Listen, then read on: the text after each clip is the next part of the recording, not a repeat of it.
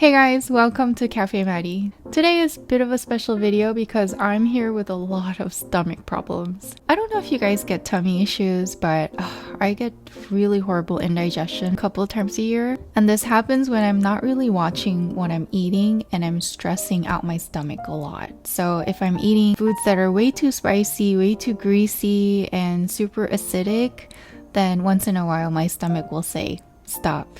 I'm not going to take in any more food. So I'll end up throwing up or just feeling nauseous or not being able to digest very well. So when this happens, every time I go on this very gentle diet that keeps me on a track to recovery, and it seemed to have always worked. So I thought I would make this video to show you guys easy and really simple recipes that you can make. Recipes are Korean or Korean inspired, so it has all the comforting flavors of my Korean kitchen. So follow along to make some Korean food that are so simple and easy that even when you're sick, you can go to the kitchen and kind of whip yourself up some easy, gentle food. And these are also great recipes that you can make for your loved ones when they're sick. So without further delay, let's get started. So the first recipe is juk. Actually, this is a modified shortcut version of juk that is so easy that you can make even if you're really weak from being sick. First, make some rice in a rice cooker. You're gonna wash the rice like this, and I make sure the water comes up to my middle knuckles when I put my hand in, just like this, and it's always just enough water for me. How do you guys measure the water in a rice cooker? And while the rice is cooking, I'm gonna drink this cabbage juice that is so good for your stomach lining. These cabbage juice packages are a really popular Korean product, especially for people who have a recovering stomach like mine. I have to admit these taste pretty nasty, but at this point, I will take and do everything to get better.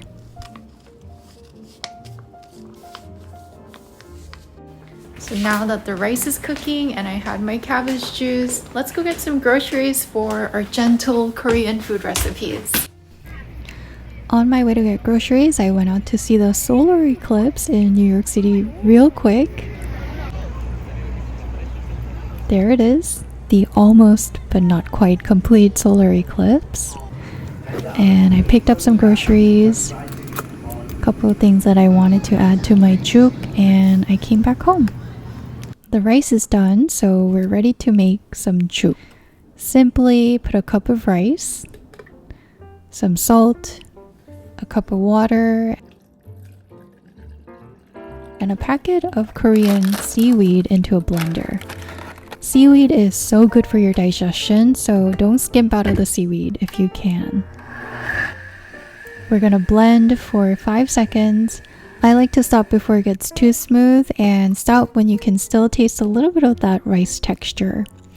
And there you go. There's your kimjuk. And usually if my stomach is really struggling to keep things down, I just eat this as is, every meal until I feel somewhat better. But today, since I do feel a bit better than last week and I want to add some protein to my juk, I'll add scoops of silken tofu to the juk, crack in an egg, add a bit of water, pop the yolk and cover it and microwave it for 1 to 2 minutes. Add a drizzle of sesame oil and enjoy a delicious kimjuk.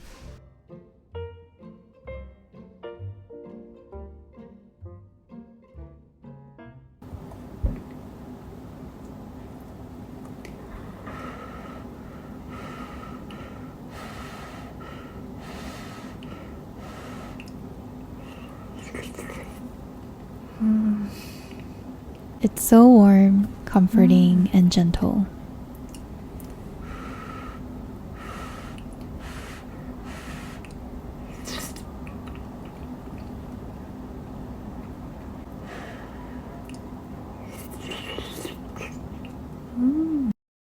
For dinner, I'm making a creamy potato soup. This recipe isn't really Korean inspired, but it is inspired by my Korean childhood. When I was growing up, eating any kind of Western food at home was such a treat. I still remember the soups we made from these instant powder packets. The cream soup from otugi was my favorite. Anyway, this potato soup is kind of an homage to that. made for nights you have tummy issues but don't want to risk it with something too greasy or too much cream. Peel and boil the potatoes in some generously salted water for 15 minutes. Make sure to cool the potatoes before putting it in the blender. If you don't want anything to explode on you like this, add half a container of silken tofu, all the tofu water in the container, and some salt and pepper. Blend until smooth.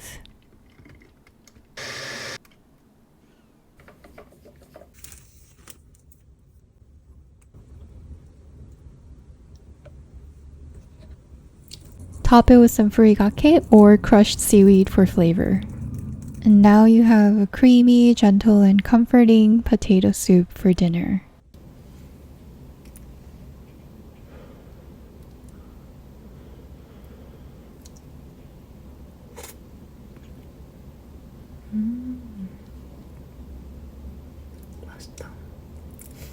I think it's such a joy to still be able to eat something, even if it's kind of like baby food, while you're sick.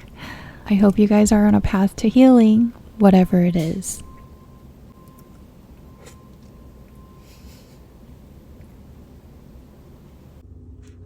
The next morning, I was feeling a bit better. Felt like my body was saying I could maybe handle some toast, so I toasted a piece of bread with a tiny bit of butter, and I heated up some leftover potato soup from last night.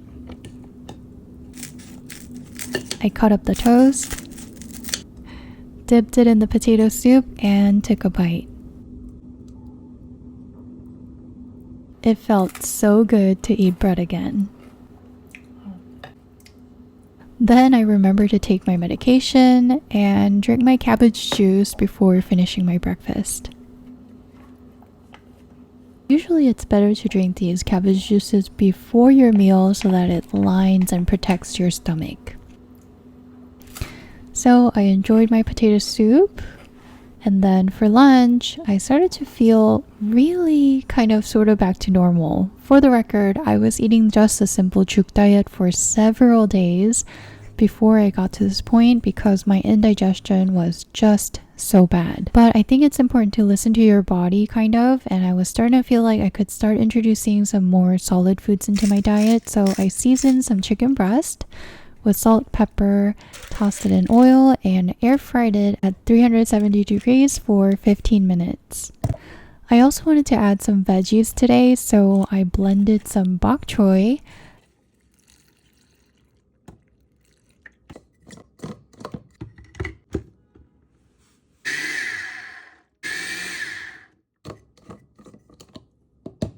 added a cup of rice, and just slightly blended until mixed.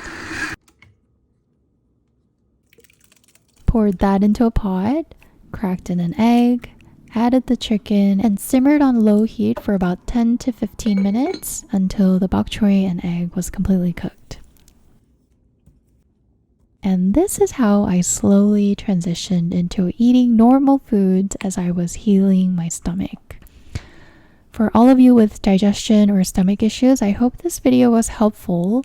And every time I know that my body is telling me my digestive system has reached its limit, I always come back to this gentle juk diet, and it always seems to help reset my system. But if you have ongoing stomach or digestion issues, don't forget to consult with a doctor in case there is something to treat. That's what I did after all of my stomach and indigestion issues that were continuing. I went to the doctor and then started to consult how to go about my indigestion. So thank you guys for watching, and let me know in the comments if you guys have a favorite recipe that you like to make when you're sick, or something that you like to make for your friends and family when they're sick. Okay, so hope you guys stay healthy, and I'll see you in the next video.